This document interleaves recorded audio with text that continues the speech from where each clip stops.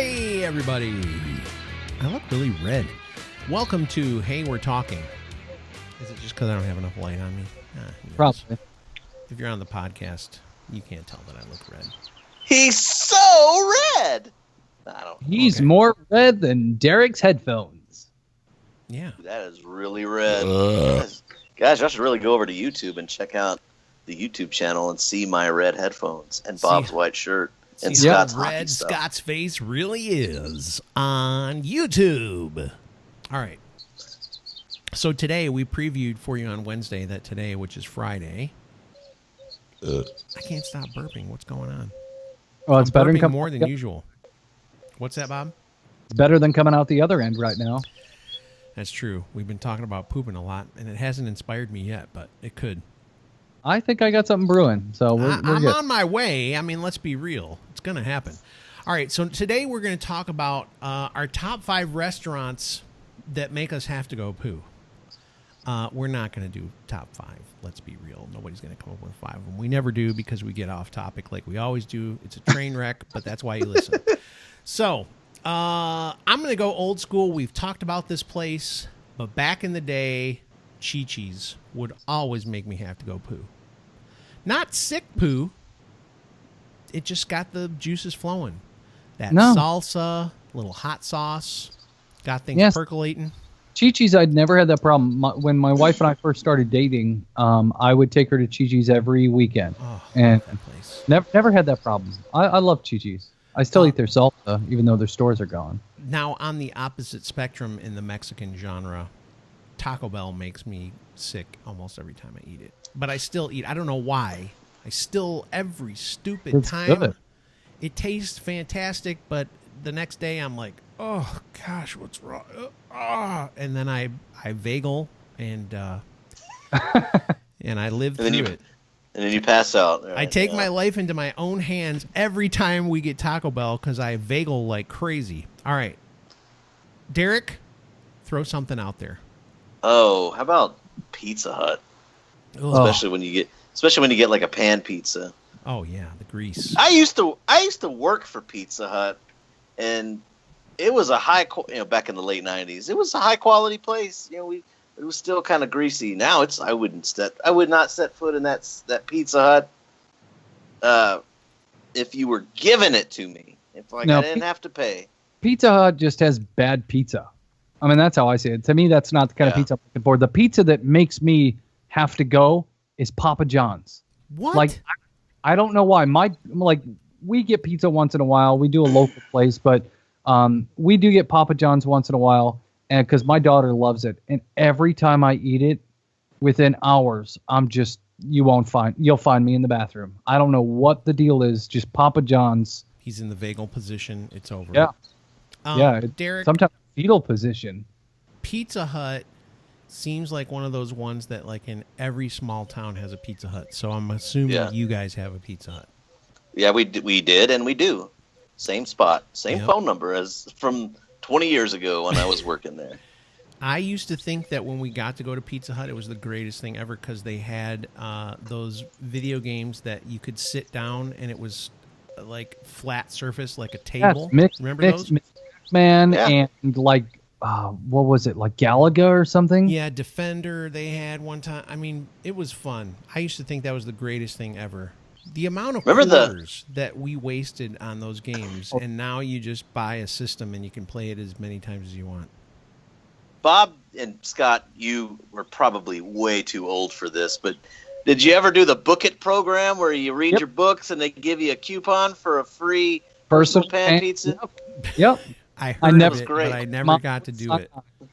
Of course. That's why we excluded you, Scott, because you're so old. I am old. How old are you? Go ahead. No. All right, look, guys, Scott's age is he loves to say, "Oh, I'm so old," but he's not really. He's aged well for a 56-year-old man. My hair is sticking out really bad. I mean, he doesn't have 56-year-old man hair, but I mean, no, look, it's not gray just on his chin. Well, that's what happens when you use the Flowbee. We already discussed that. Stop. Flowbee that gray right out. All right, another restaurant. Anybody jump in? Burger King. Oh, Burger King. Whoa. and Long John Silver's. Let's just throw them in there into the hat. Where the fish tastes like chicken and the chicken tastes like fish and the fish tastes like hush puppies. I was they really use the lucky same- when it came to like fish places growing up. My dad is from Scotland, so getting fish and chips was like a pastime. You had to get good fish and chips. We went to this place in Michigan that was so amazing. It was not a fast food type place, but they had the best fish and chips. We never went to Long John Silver's. Ever. Never. There was a place You shouldn't. There was a place in Michigan called Arthur Treacher's at one point that we went to maybe once, but never again because it was horrible. Wow. Arthur Treacher. I think some of the best fish and chips I had is when I went to Vegas. I had Gordon Ramsay has a fish and chip, Gosh, and that was ridiculous. It was bet so, that was so good. They give you a good amount of food for the price too. But Gordon Ramsay's fish and chip place was right next to the Flamingo in that kind of alleyway. Dude, he's Derek, English. It has to be good. it was Yeah, freaking good. Yeah, It I was was actually I was in Scottish. Vegas. I was in Vegas, like a week before Bob, and I stayed at the Flamingo as well. We saw that place. Just We didn't ate there. It was good. It was on the short list, but we just didn't make it there. We ate a lot of good places. Yeah, we My- wanted to do it was like a midnight decision. Yeah. Okay, we're walking back, but I'm hungry. Ooh, Gordon Nash- Ramsay's place. Nashville Let's has some good fish and chips too. It was a brewery in Cool Springs. The Cool Springs Brewery is what they called it. Bars make They had good some- fish and chips. A lot of bars make good fish and chips. Yes, you're right. Little micro brew place, really good. Enjoyed that. Man, I I want eat- some fish and chips now, you bastards. Yeah, I'm about to have some Mexican food tonight, guys. So Yeah, Derek's going to harkening be back. vageling tonight too, man. We got to be I'm gonna careful. throw- We're all going to vagel. Not really. I'm gonna I'll throw get some chicken thighs. I think on the grill. Do some barbecue. Okay. slathered up with some Sweet Baby Ray's. No. No. We don't do Sweet Baby Ray's anymore. He's above Sweet Baby Ray's. Yeah, we do Stubbs. Oh yeah, I got Stubbs that barbecue too. sauce. You get the sweet heat, I think spicy. I just threw away the stubs that you brought from like a year ago. I don't know how long it's been, but it's been a while. I think I just threw it away. You gotta eat, dude. We've got like 6 or 8 bottles of different barbecue sauce. Some local stuff from Chicago that is just sold in Chicago, and yeah, we've got all kinds of barbecue sauce. I think Hashtag artisan barbecue sauce. Hashtag artisan barbecue. That's a good one. I like that hashtag. All right, let me think of something else. I will. Applebee's. Oh yeah, And I don't know why. Every single time I've eaten there, it's it garbage. destroyed me. I don't know why. I haven't been Applebee's, there. if you want to advertise on the show, I don't really mean that you're garbage, but your food is garbage. So Well, you know what? The thing is, I had like a peppercorn steak or something with, I Barf. think it had butter and stuff on it. It actually was very good when eating it, but then within 20 minutes, I'm like, oh my gosh, my stomach. all and it those just- places do is warm up stuff in packages. They don't cook anything. It's garbage. Well, that's why I'd much rather go to the butcher that's less than a mile away and just ask for the cut of meat I want and throw it on my own grill. That's what I do. Yeah. You guys have butchers by you? No. I mean, I'm sure I do, but I haven't ventured out to find one. Oh, do you, Derek Derek? has to have a butcher in Texas. Yeah, there's a butcher here. Yeah, that's the Is place there a to get. baker and a candlestick maker? We have bakers, and my mom, I guess, worked in a candle factory before. Boom. Yep. Before she was married. So I guess my mom is a candlestick maker. So yeah, we got the holy triumvirate right there. Oh, Nice. I would just say, honestly, for me, anything can cause a poo meltdown. That's just how I am. well, Yeah. I have a theory that oxygen gives me gas. What?